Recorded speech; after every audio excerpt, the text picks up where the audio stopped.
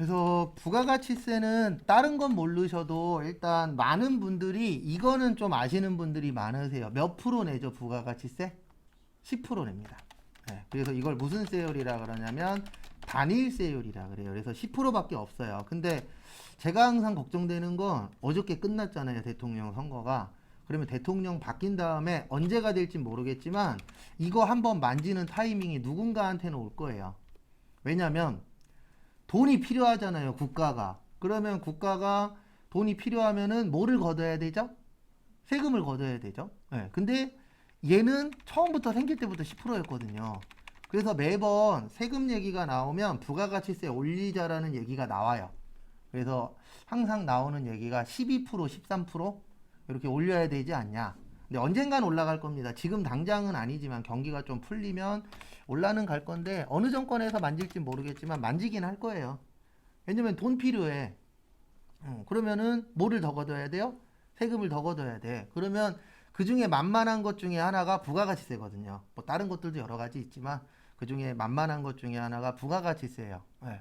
그래서 얘도 언젠간 오르지 않을까 해서 제 작은 소망 중에 하나는 저 강의 끝날 때까지만 10%였으면 좋겠어요. 왜냐면 12% 되는 순간 맨날 계산기 들고 다녀야 되잖아요.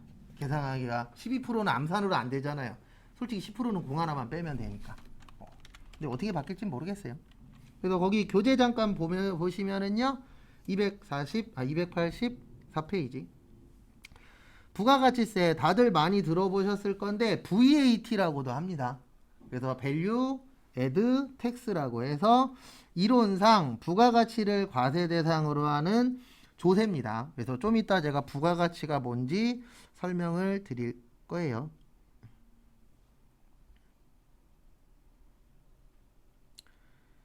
그다음에 보시면은요. 뭐 그 밑에 거는 보실 필요 없고요. 저기 285페이지를 위해서 제가 간단하게 앞에다가 구조를 좀 설명을 드릴게요. 그래서 만약에 공장이 있고요. 그 다음에 도매업자가 있고 그 다음에 소매업자가 있고 저희 같은 사람들을 뭐라 그래요? 최종 소비자라고 합니다. 그 다음에 매출액 있고 매입액 있고 매출세액 있고 매입세액 있고 납부세액이 있다라고 볼게요. 그래서 만약에 공장이 도매업자한테 1,000원에 팔았다라고 볼게요. 그러면 우리 1,000원에 10% 얼마죠? 100원이죠? 그래서 세금이 얼마예요? 100원. 그 다음에 도매업자는 공장한테 1,000원에 얼마 주고 산 거죠? 100원 주고 산 거죠. 그러면 도매업자는 또 소매업자한테 팔겠죠? 그래서 1,500원 줬다라고 볼게요. 그러면 1,500원에 얼마요? 150원. 그러면 소매업자는 1,500원에 얼마 주고 샀다고요? 150원. 그 다음에 최종 소비자한테 2,000원에 팔았다라고 볼게요. 그러면 2,000원에 얼마예요? 200원. 그러면 최종 소비자는 2,000원에 얼마 주고 사는 거예요? 200원. 만약에 요런 뭐가 있다? 거래가 있다 라고 볼게요. 그 다음에 저희가 대부분 세법에서 부가가치세가 가장 쉬워요. 근데 여기에서 이해하셔야 되는 건 세법에서 쉽단 얘기지 쉽단 얘기가 아닙니다. 세법 중에선 그나마 쉬워요. 왜냐면 이렇게 구하도록 되어 있거든요. 매출세액 구한 다음에 매입세액 빼면 끝이에요. 제일 단순해요. 그나마. 네. 다른 것들은 예에 비하면 좀 많이 복잡합니다. 그래서 이렇게 되는 거예요. 여기 보시면은 공장은 매출세액이 100원이죠. 근데 매입세액은 없죠. 그러면 100원 세금 내셔야 되는 거고요. 그 다음에 150원에 100원이잖아요. 그러면 50원 세금 내셔야 돼요. 그 다음에 200원에 150원이잖아요. 그러면 얼마 세금 내는 거예요? 50원. 요런 구조가 있다라고 보시고 285페이지 지금부터 설명드리도록 하겠습니다. 그래서 거기 보시면은요. 거기 보시면 제일 처음에 일반 소비세라고 있습니다. 무슨 소비세라고 있으세요? 일반 소비세. 그래서 보시면 제가 이렇게 적어 드릴 거예요. 요거는 이제 다음 주에 쪽지 시험 볼 것 중에 있는데 일반 소비세 맞고 개별 소비세 아닙니다. 그래서 이게 무슨 뜻이냐면 이 부가가치세는요, 말뜻 그대로 일반적으로 뭐 하면은요, 소비하면 내는 세금이에요. 그래서 무슨 소비세라 그래요? 일반 소비세. 그 다음에 개별 소비세는 개별의 뜻이 뭐냐면 국가에서 정해놓은 거예요. 예, 그래서 대부분 개별 소비세는 요런 거에 들어가요. 비싼 물건들. 저렴한 물건에는 개별 소비세가 안 붙어요. 근데 왜 비싼 물건에는 붙냐면 우리 세법이라는 건 구조가 이렇게 되어 있거든요. 너 돈 많아? 그러면 뭐 많이 내? 세금 많이 내. 되게 단순해요. 딴 거 없어요. 너 돈 많아? 그러면 사는 것도 비싼 거 살 거 아니에요. 뭐가 많으니까? 돈이 많으니까. 그러면 너 돈 많아서 비싼 거 사니까 거기에 대해서 세금을 더 내라고 되어 있어요. 그걸 무슨 소비세라 그래요? 개별 소비세. 그래서 옛날에는 개별 소비세라고 안 하고 특별 소비세라 그랬어요. 네. 근데 특별 그러면 너무 튀어. 용어가. 맞잖아요. 너는 특별해. 예, 이러면 너무 튀잖아요. 그래서 지금은 특별 소비세라고 안 하고 개별 소비세라고 하는데 주로 어디에 붙냐면 승용차. 승용차에도 붙고 그 다음에 명품 같은 거 있잖아요. 요런 거 한 300만 원 넘어가면은 요 개별 소비세가 붙어요. 예.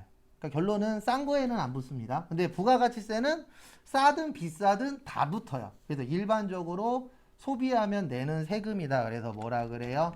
일반 소비세. 개별 소비세는 아니에요. 개별 소비세는 국가에서 법으로 정해놨어요. 이거 사면은 개별 소비세 내야 돼. 근데 그 대부분 품목들이 가격이 뭐 한 거예요? 비싼 거. 그렇게 봐주시면 되고요. 그 다음에 두 번째 간접세. 부가가치세는 대표적인 간접세 중에 하나예요. 그래서 간접세가 있고 반대가 무슨 세예요? 직접세. 그래서 이거 관련돼서 설명을 좀 드리면은요, 우리가 세금을 내는 사람을 납세자라 그래요. 그 다음에 세금을 부담하는 사람을 담세자라고 합니다. 이게 다른 걸 간접세라고 해요. 그러니까 뭐냐면 우리 대부분 이거는 압니다. 뭐는 아냐면 물건 사면 부가가치세 내야 되는 건 알죠. 근데 이거를 은행이나 이런 데 가서 직접 내본 적 있어요? 없어요? 없어요. 왜냐면 간접세이기 때문에. 그러니까 세금을 낸다라는 건 아는데 내가 직접 납부는 하지 않아요. 이게 간접세예요. 그래서 대표적인 게 요즘 기름값 많이 오르고 있죠? 예. 유류세도 간접세예요.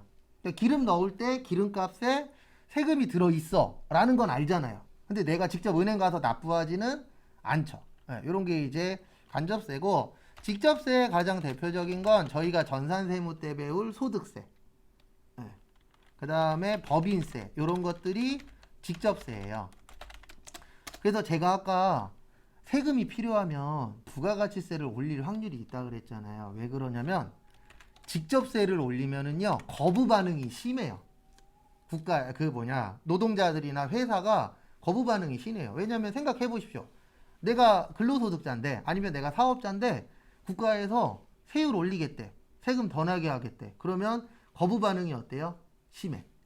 그래서 우리 예전에 박근혜 정부 때 담배세 올린 적이 있었죠. 근데 그때 올리면서 뭐라 그랬냐면 국민의 뭐를 위해서요? 건강을 위해서 라는 말 한마디에 깔끔하게 끝났잖아요. 왜냐면 간접세다 보니까 이거는 내가 담배를 피거나 아니면 뭐 저것도 똑같아요. 소주도, 소주 맥주도 보면은 주세 나가잖아요. 술 관련된 거, 알코올 관련된 세금. 근데 어쨌든 그런 부분들은 내가 소비를 안 해. 그리고 국가에서는 해줄 수 있는 얘기가 있잖아요. 술 가격 올린대. 그러면서 만약에 술 관련된 세금을 올린대. 한마디면 되잖아요. 술 많이 먹으면 몸에 좋아요, 안 좋아요? 안 좋아. 그러니까 술값을 올리면은 먹는 사람이 뭐 할 것이다? 줄어들 것이다. 네. 근데 저는 담배 그때 올리는 거에 대해서는 찬성했는데 그렇게 올려갖고는 솔직히 큰 효력은 없어요. 지금 거의 다시 원상복귀 됐잖아요. 담배 피시는 분 비율은. 효력이 있으려면 한 갑에 10만 원을 만들어 놔야 돼요. 맞죠? 그러면 효력이 있습니다. 예. 이거 뭐 담배를 피시라 마라 그런 얘기가 아니고 세금으로만 봤을 때. 예. 그러면은 확실히 담배 피시는 분들이 줄어들 수밖에 없죠. 너무 비싸니까. 근데 그러면 또 어떤 문제가 생기는지 아세요? 세금을 못 걷어요. 제가 알기로 담배 관련된 세금만 거의 조 단위 가까이 될 거예요. 1년에 걷어들이는 세금이. 예. 거의 조 단위 돼요. 왜냐면 담배 피시는 분들 많잖아요. 예. 뭐 그전보다 뭐 줄었다라고 얘기는 하지만 제가 봤을 때 큰 차이는 없고, 이제 피는 공간이 줄어들어서 보이는 데만 보이긴 하지만 제가 봤을 때 큰 차이는 없는 걸로 알고 있어요. 근데 어쨌든 그렇게 되어 있습니다. 그래서 직접세 같은 경우에는 올리기가 쉽지 않아요. 근데 뭐 이런 간접세들은 올렸을 때의 반응이 좀 약해요. 그냥 올랐나 보다. 어차피 물가 올라가니까 가격은 뭐 할 거야? 올라갈 거야. 또 이렇게 또 그냥 받아서 넘어가시는 분들도 생길 수가 있으니까. 그래서 간접세 같은 경우에는 세금 올리기가 조금 부담이 덜해요. 국가에서도.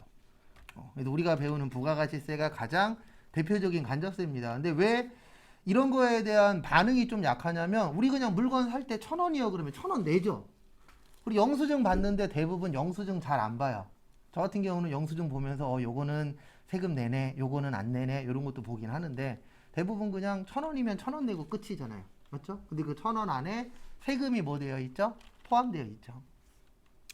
그 다음에 소비용 부가가치세. 요거는 말뜻 그대로 이해를 하시면 되세요. 뭐 하면 세금 내는 거예요? 소비하면. 그래서 무슨 형이라 그래요? 소비용 부가가치세. 그 다음에 다음 거 보시면은요. 전단계 세액공제법. 이게 무슨 뜻이냐면은요.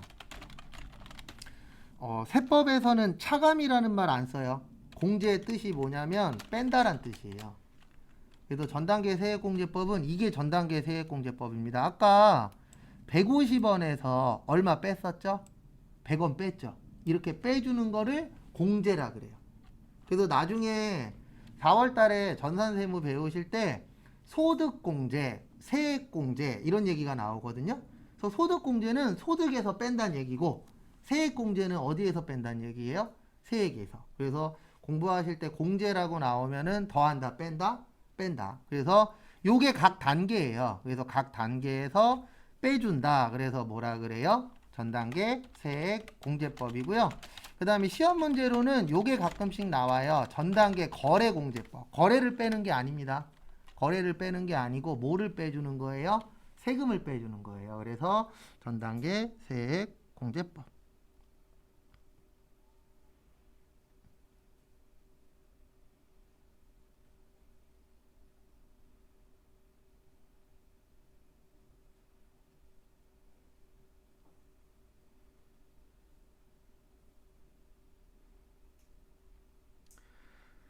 그 다음에 보시면은요.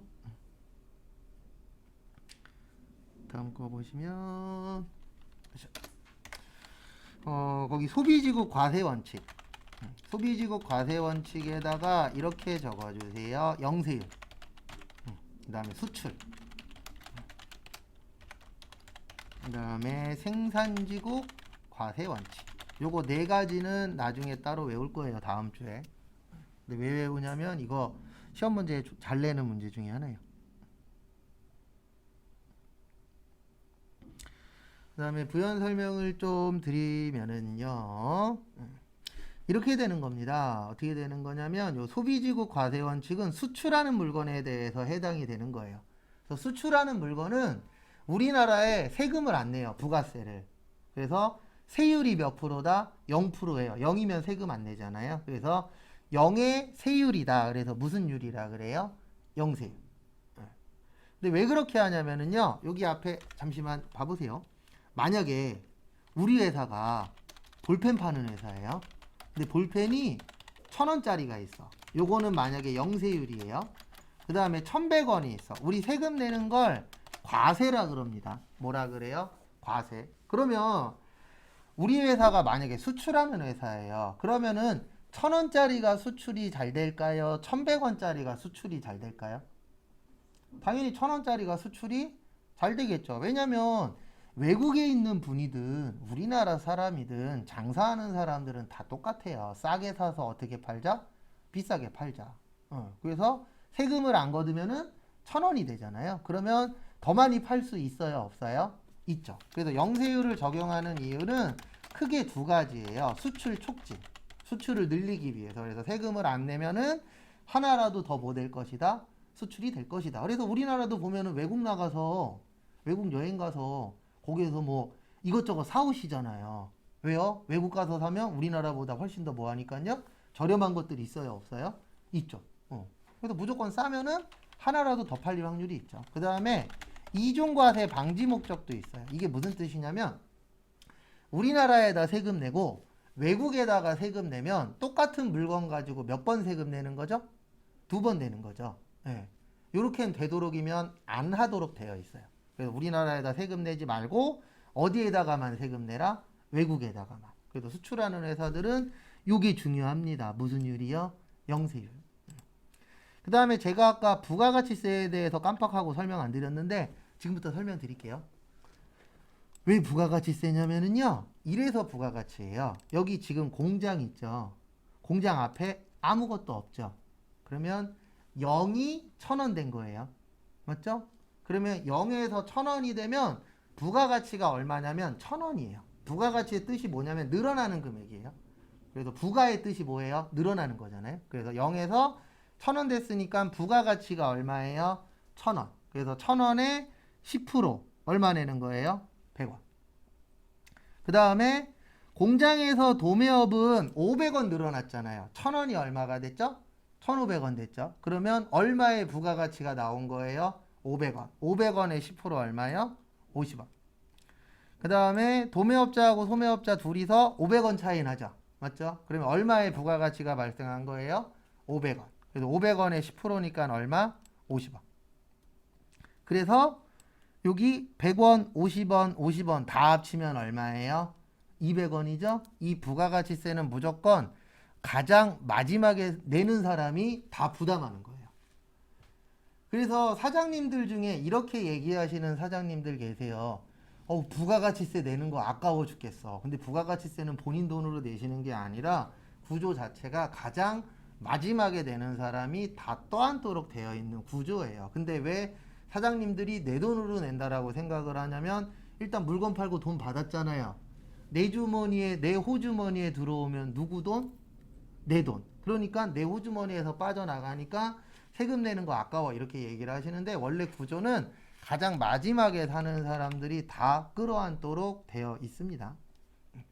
그래서 지금 국가에서 국세청에서 연구 중인 게 있어요. 뭐냐면 이거 아마 빠르면 5년 안에 늦으면 10년 안에 할 건데 요즘 우리 대부분 다 카드로 결제하죠. 물건 사고 팔 때. 그래서 지금 국가에서 연구 중인데 무슨 연구라고 했냐면 카드값 중에서 일부를 회사에 안 주는 거예요.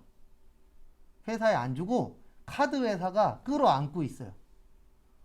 연구 중에 아직 100% 확정된 건 아니에요. 이런 거 하고 있다라고 발표 났었어요.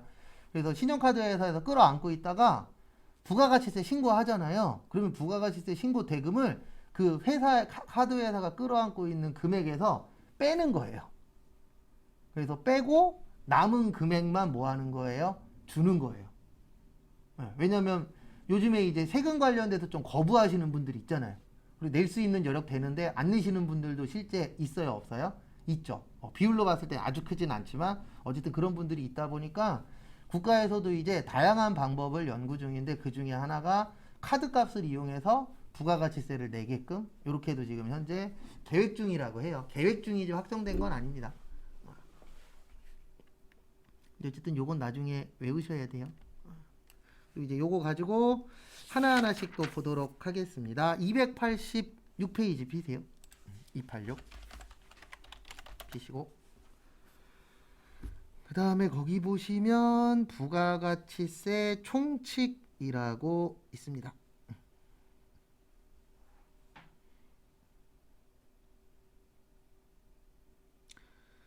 그래서 보시면 부가가치세는 사업자가 내는 거예요.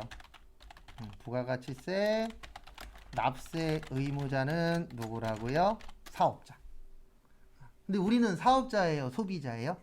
소비자죠. 그러니까 세금을 부가가치세를 낼 일은 있다 없다? 없다. 부담은 하지만. 그래서 무슨 세라고요? 간접세. 그 다음에 사업자란 다음의 요건을 모두 충족해야 됩니다. 그래서 1번에 보시면 재화 또는 용역의 공급. 그래서 요거는 나중에 외울 건데요. 먼저 좀 간단하게 보면은요. 과세거래라는 게 있어요. 무슨 거래요? 과세거래. 그래서 과세의 뜻이 뭐냐면은요, 세금 내는 거예요. 그래서 세 가지 세금 냅니다. 재화의 공급, 용역의 공급, 재화의 수입. 이렇게 세 가지네요.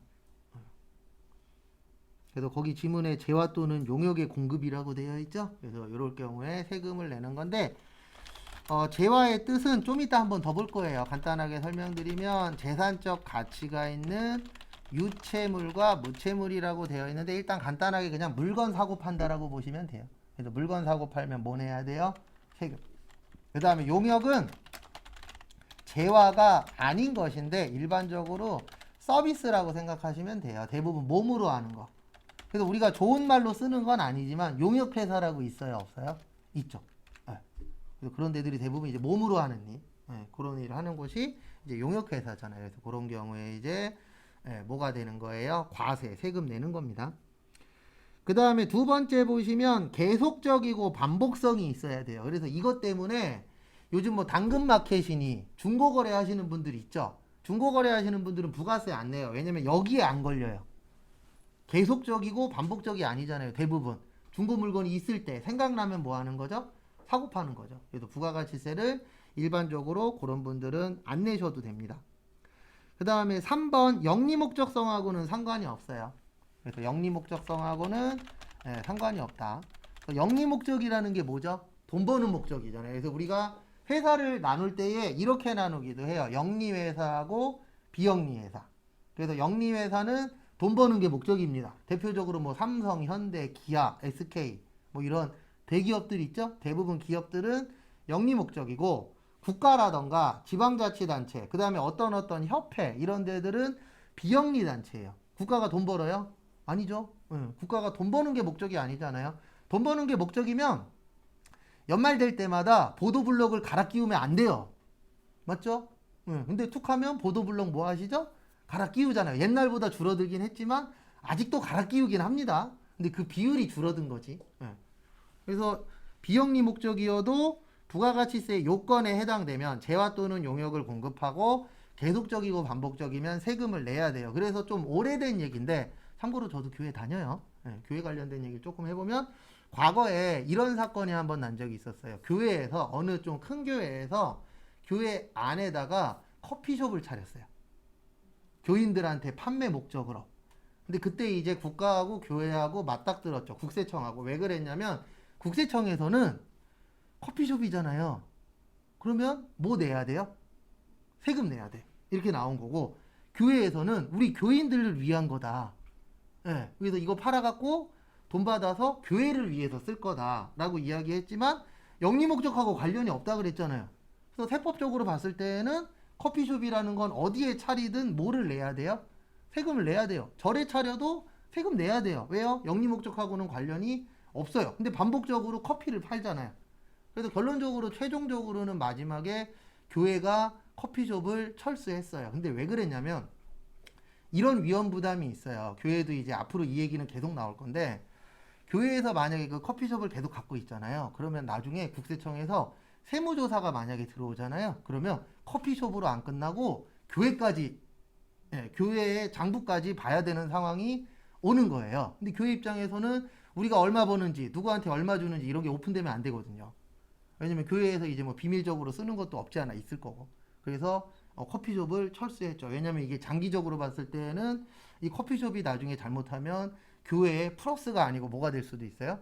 마이너스가 될 수도 있어요. 그래서 교회에서 뭐 간단하게 뭐 판매하고 이런 건 되지만 정식적으로 사업자 등록증 받아서 이런 거 파는 순간에는 어쨌든 세금을 내셔야 돼요. 교회여더라도. 근데 그게 왜 그러냐면 요 문구가 있어서 그래요. 영리 목적하고 관련 없다. 그냥 너네가 반복적으로 사고 팔어? 그러면 뭐 내야 돼요? 세금 내야 돼. 이렇게 되어 있습니다. 그 다음에 사업적으로 독립적인 부분들이 있어야 돼요. 그래서 인적 독립성이나 물적 독립성. 그래서 요즘에 많은 분들이 제 주변에도 몇 명 있는데 장사는 잘 되진 않아요. 쇼핑몰이나 이런 거 하시는 분들 있잖아요. 인터넷 쇼핑몰. 그런 거 할 때 대부분 이제 집에다 뭐 하죠? 사업자 등록증 신고를 합니다. 그래서 사업자 등록증 보면 주소가 우리 집이야. 그러신 분들이 있어요. 왜냐면 집 주소 가지고도 사업자 등록증 낼 수 있어요? 없어요? 있어요. 왜냐면 쇼핑몰 같은 경우에 작게 하면은 집에서도 할 수 있잖아요. 집에서 그냥 물건 한쪽에다 쫙 쌓아놓고 그다음에 인터넷으로 쇼핑몰 만든 다음에 아니면 뭐 다른 데 입점해갖고 물건 오다 떨어지면은 포장해서 뭐 하면 돼요? 보내면 되죠. 근데 힘든 이유는 하나예요. 예전에 저하고 같이 일했었던 분 중에 그쪽 수업하시는 분이 계셨었는데 아이템 싸움이에요. 어차피 그 동네는. 근데 중요한 게 웬만한 아이템 거의 다 있잖아요. 그러면 새로운 아이템을 내가 발굴하기가 과거보단 어때요? 힘들죠. 가면 갈수록 더. 근데 또 그 안에서 또 돈 버시는 분들이 있어요? 없어요? 있어요. 근데 항상 사업을 하게 되면 제일 위험한 건 하나예요. 계속 잘 되진 않잖아요. 그러면 잘 되는 타이밍이 있고 안 되는 타이밍이 있는데 안 되는 타이밍에 버티냐 못 버티냐 싸움입니다. 항상. 그래서 영리 목적하고는 관련이 없다라는 거 그거 좀 봐두시고 그 다음에 사업자의 분류에 별표 3개만 치세요. 특히 거기에서 간이과세자 중요합니다. 이게 작년 7월 달에 바뀌었거든요. 간이과세자가. 그래서 요게 좀 중요한 파트 중에 하나세요. 그래서 사업자는 크게 두 가지로 나누어집니다. 세금 내는 사업자를 과세 사업자라고 하고요. 면제받는 사업자를 면세 사업자라고 합니다. 그래서 이렇게 해서 몇 가지가 있으세요? 두 가지. 그 다음에 또 다음 거 보시면은요. 과세 사업자는 또 두 가지로 나누어져요. 일반 과세자고 간이 과세자. 그래서 저희가 나중에 외울 거는 요분 외울 겁니다. 간이 과세자에서 간이 과세자는 개인만 가능해요. 법인은 안 됩니다. 그래서 개인만 가능하고 그 다음에 직전 확정 신고 직전 연도 공급 대가가 8천만 원 미만이어야 돼요. 아이고 이런 오타 났네. 공급 대가입니다. 고급 대가가 아니고. 공급 대가의 뜻이 뭐냐면 부가세 포함이에요. 공급 대가의 뜻은 부가세 포함입니다. 그래서 부가세 포함해서 1년에 8천만 원 미만 파시는 분들을 무슨 과세자라 그래요? 간이 과세자. 그래서 일반적으로 1인 사업자분들 계시죠? 내가 만약에 커피숍을 하는데 혼자 해. 아니면 뭐 알바 1명 정도 써. 그러니까 소규모 사업장 있잖아요. 그런 곳들이 대부분 간이 과세자가 많아요. 근데 대부분 거의 1인 사업자예요. 왜 그러냐면 여기에서 얘기하는 게 8천만 원이잖아요. 그러면 1년으로 치면 매출액이 700이 안 되는 곳이에요. 매출액이에요. 이익이 아니고 이익 700이면 큰 겁니다. 맞죠? 근데 여기에서 말하는 건 세금 포함해서 판매하는 금액이 한 달에 700이 안 되는 거예요. 그러면 일반적으로 남는 거 30% 전후 보거든요. 매출액에 700만 원 팔면요. 30%면 200만 원 남는 거예요. 200 벌려고 사업해요? 아니죠. 그래서 소규모 사업장이라고 보시면 되세요. 그 다음에 이분들 중에서 이건 이제 작년 7월 달에 바뀌었는데 공급 대가가 4,800만 원 미만, 그러니까 한 달에 400만 원도 못 파시는 분들은 이것만 발행할 수 있어요. 영수증. 그래서 이분들한테 가서 세금 계산서 주세요 이러시면 안 돼요. 왜냐면 법적으로 이분들은 뭐만 발행할 수 있는 분들이에요? 영수증만. 이건 법에 이렇게 되어 있어요. 그래서 4,800만 원이 안 되면 영수증만 발행해라. 그 다음에 1년에 4,800만 원 못 파시는 분들은 납부도 면제예요. 세금도 내지 말래요. 왜냐면 4,800만 원이 안 되시는 분들은 일단 납부해야 되는 금액도 그렇게 크지는 않아요. 그러니까 국가에서 봤을 때에도 이렇게 보는 거죠. 어차피 이거 걷어봤자 그렇게 크지도 않아. 그리고 이분들한테는 그 작은 금액도 소중하잖아요. 왜냐면 내가 매출액 자체가 그렇게 크지는 않기 때문에. 그래서 이런 분들은 납부도 뭐하자? 면제하자. 근데 개인밖에 안 됩니다. 법인은 무조건 일반 과세자 아니면 면세사업자예요. 근데 개인 중에서 나는 매출액이 별로 안 될 것 같아. 아니면 나는 1인 사업자야. 나 혼자 커피숍을 혼자 운영해. 이런 분들이 있어요? 없어요? 있죠. 이런 분들은 솔직히 1년에 8천만 원 팔지 안 팔지 알아요? 몰라요? 몰라. 그런 분들은 이제 간이과세자로 등록을 하는 거죠. 그리고 8천만 원 넘으면 국가에서 일반 과세자로 돌려요. 그런 걱정은 안 하셔도 됩니다. 나 숨겨서 8천 해야지. 숨겨서 안 걸리면 되는데 오픈된 금액이 8천만 원이 넘어. 그러면 국가에서 강제로 일반 과세자로 바꿔줘요. 그 다음에 일반 과세자는 이거 발행하실 수 있는 분들이에요. 세금계산서. 그래서 우리가 세금계산서 주세요 이렇게 되려면 그분 사업자 등록증에 이렇게 써 있어야 돼요. 뭐라고요? 일반 과세자. 그 다음에 사업자 등록증에 간이과세자라고 써 있어. 그러면 대부분 법인은 이 간이과세자분들하고는 거래를 안 하려고 그래요. 왜 그러냐면 간이과세자하고 거래하면은 이거밖에 못 받는다 그랬잖아요. 영수증. 영수증 받으면 회사 입장에서는 마이너스예요. 플러스가 아니고. 왜냐면 아까 제가 납부세액은 매출세액에서 매입세액 뺀다 그랬잖아요. 영수증은 매입세액 인정을 못 받거든요. 물건을 사더라도. 그러면 세금을 많이 낸다, 적게 낸다? 많이 내는 효과가 나타나죠. 그 다음에 면세사업자는 요거 발행하실 수 있어요. 계산서.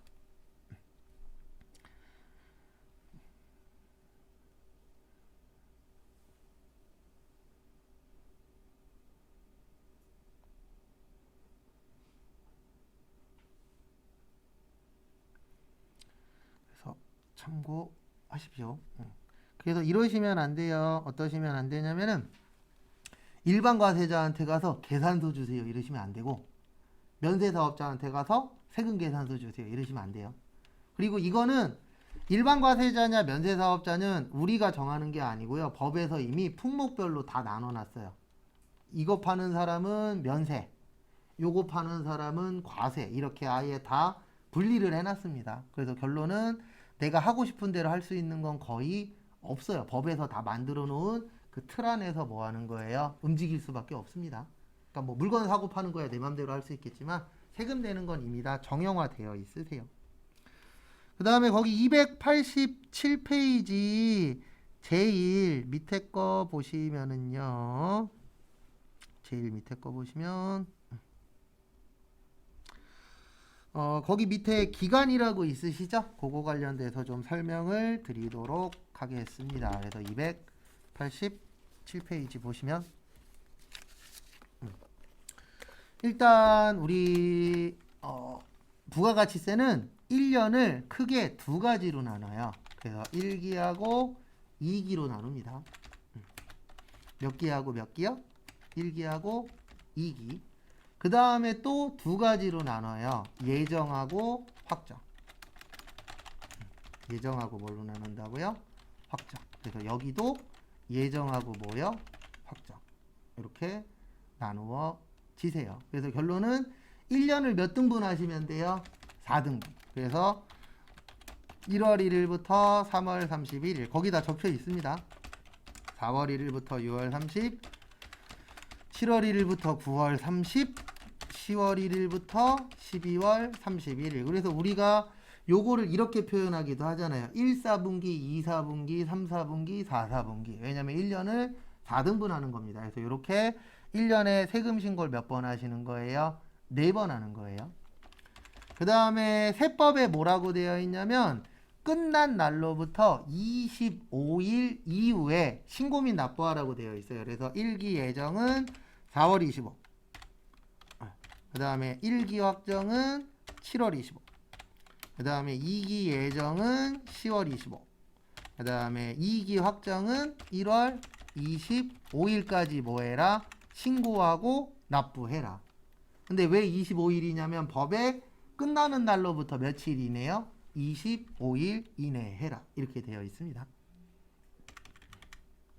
그래도 제가 저번 시간에 화요일 날 그 얘기 했잖아요. 월급 주는 회사 중에 25일인 회사가 있다 없다? 있다. 네. 그거는 세법하고 연관을 짓는다 그러면 부가세 때문에 그런 거예요. 부가세를 며칠 날 내기 때문에 25일 날 내기 때문에 월급 주기 전에 월급도 중요합니다. 월급이 안 중요하다는 얘기가 아니고 회사 입장에서 봤을 때는 월급 주는 것도 중요하지만 세금 내는 것도 중요해요. 왜냐면 세금은 하루라도 늦게 내면 가산세라는 걸 내야 돼요. 그러면 회사 입장에서는 돈 나갈 게 더 생기잖아요. 근데 월급은 하루 늦게 줘도 원금만 주잖아요. 이자 줘요, 안 줘요? 안 줘. 그럼 회사 입장에서는 만약에 줄 수 있는 돈이 세금을 내거나 아니면은 월급을 주거나 둘 중에 하나만 선택해야 돼. 지금 현재 가지고 있는 돈이. 이런 상황이 올 수도 있어요, 없어요? 있죠. 이럴 때에는 어떻게 하는 거예요? 세금을 먼저 내는 거죠. 그래서 과거에 이렇게 연락이 온 적이 있었어요. 수강생분 중에 한 분이 취업하신 다음에 뭐라고 연락 왔냐면 부가세랑 대출 이자랑 둘 중에 하나만 해야 된대요. 둘 다 낼 수 있는 돈은 안 된대요. 네. 둘 중에 하나만 해야 된대. 이럴 때는 대출 이자를 먼저 갚는 거예요. 왜냐면 이자율 계산을 해보면 세금 이자율이 약한 편이거든요. 낮아요. 근데 대출 이자율은 늦으면 늦을수록 이자율이 세금 내는 이자율보다는 높거든요. 그래서 그럴 경우에는 내가 늦게 냈을 때 어느 쪽이 돈이 더 많이 나가냐 그걸 계산을 해서 높은 쪽을 먼저 뭐 하는 게 좋아요? 마무리하는 게 좋죠. 왜냐면 우리 돈이 많이 나가는 것보단 적게 나가는 게 좋은 거잖아요. 그래서 월급이 밀리는 경우가 생기는 이유 중에 하나가 이런 부분들도 있어요. 만약에 세금 낼 게 있고 요게 있어. 그러면 회사 입장에선 당연히 직원들 소중합니다. 하지만 회사 입장에서만 봤을 때 다른 거 다 배제하고 회사 입장에서 봤을 때는 세금 내는 게 좀 더 어때요? 중요해요. 왜냐면 늦게 내면은 가산세 붙으니까. 나중에 전산세무 2급 때 가산세 계산 배워요. 시험 문제 있어요. 그래서 그런 것들도 배우실 겁니다. 그 다음에 두 가지만 더 보고 쉴게요. 거기 위에 보시면 저기 신규 사업 개시랑 폐업하는 경우.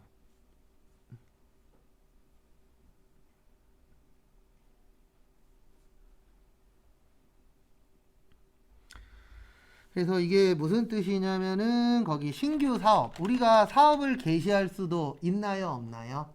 있죠. 근데 우리가 사업을 한다 그래서 이렇게 하진 않잖아요. 난 1월 1일 날 할 거야. 난 4월 1일 날 할 거야. 딱 맞추는 건 아니잖아요. 맞죠? 그래서 이날 할 수도 있겠죠. 5월 1일 날. 만약에 내가 장난감 회사를 하고 싶어. 그러면 5월 1일 날 개업하면 괜찮잖아요. 5월 5일 날 뭐 있어요? 어린이날 있잖아요. 근데 그때 좀 팔려. 내가 만약에 5월 1일 날 사업을 개시하게 되면 세금은 이렇게 내는 거예요. 5월 1일부터 6월 30일 것만 세금 내시면 됩니다. 왜요? 나는 4월 달에 사업을 한 적이 없어. 그러면 4월 달 건 세금 낼 필요가 없죠. 그래서 요거를 몇 월 며칠 날 세금 내는 거예요?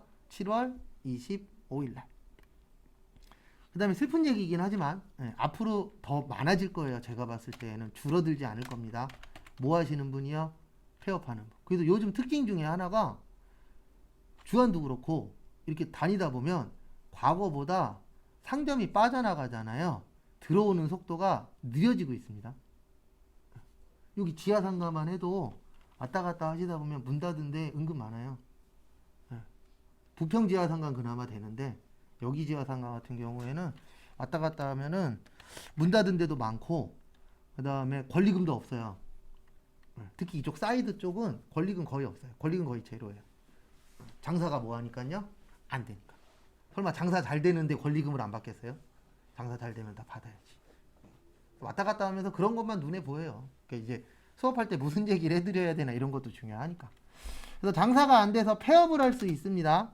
근데 폐업을 했는데 만약에 이때 폐업할 수 있겠죠. 8월 1일 날. 여름 휴가 가려고 폐업을 했어. 이럴 수도 있잖아요. 그러면 요거는 좀 별도로 기억을 해주셔야 돼요. 이거 시험 문제 간혹가다 나오는데요. 8월 1일 날 폐업을 하시면 법에 이렇게 되어 있어요. 7월 1일부터 8월 1일까지만 세금 내시면 돼요.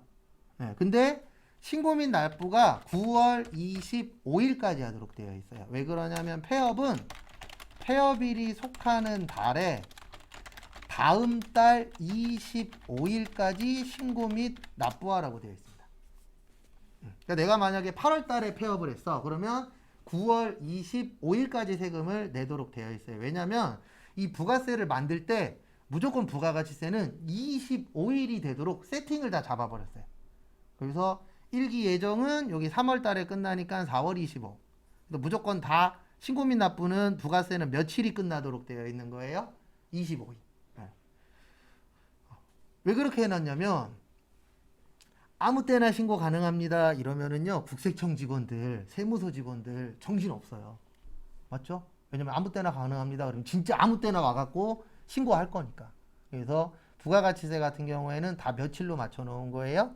25일. 그래서 이런 분들도 있어요. 장사가 안 되는데 폐업을 못하고 있는 분들도 있어요. 왜냐면 폐업하잖아요. 그러면 폐업으로 끝나는 게 아니에요. 폐업하면요 그 세금 내야 될 거 있으면 세금도 내야 되고요. 그 다음에 내가 만약에 식당을 해. 근데 내가 이 임차한 데를 약간 바꿔놨어. 그러면 나올 때 그것도 원상복귀도 시켜놔야 되고 자재나 이런 것도 다 빼는 것도 다 뭐예요? 돈이잖아요. 그래서 폐업도 돈이 있어야 합니다. 그냥 나 망했어요 이러고 끝나는 거는 아니더라고요 보니까. 그래서 요건 좀 기억을 해주세요. 폐업하면은 다음 달 며칠까지요? 25일까지 신고 및 납부해야 된다. 이건 참고로 전산세무 2급 쪽에 잘 나와요. 회계 쪽보다는. 그 다음에 이 날짜는 시험에서 날짜를 물어보진 않는데 날짜 모르면 문제를 못 풀어요. 그래서 요거는 아마 전산세무 2급 하면 모르고 싶어도 모를 수가 없을 거예요. 왜냐면 전산세무 2급에서 거의 매일 풀거든요. 나중에 문제 풀이할 때. 이 날짜. 그래서 그렇게 어렵진 않잖아요. 몇 개월에 한 번씩 세금 낸다? 3개월에. 그래서 1년에 몇 번 세금 낸다? 4번. 그 다음에 하나만 더 얘기하고 찾다 볼게요. 법인은 1년에 4번 신고하고요. 개인은 1년에 2번 신고하고요. 간이과세자는 1년에 1번 신고해요.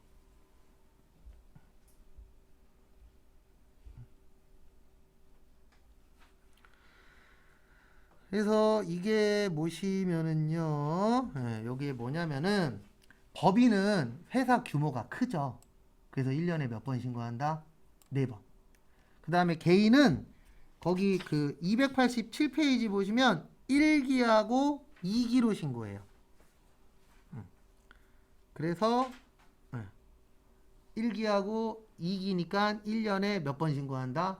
2번. 그래서 6개월에 한 번씩 신고하고요. 간이과세자는 1년에 한 번만 신고해요. 왜 그러냐면 규모의 차이라고 보시면 되세요. 법인은 규모가 크니까 뭐 많이 내야 되죠? 세금 많이 내야 되죠.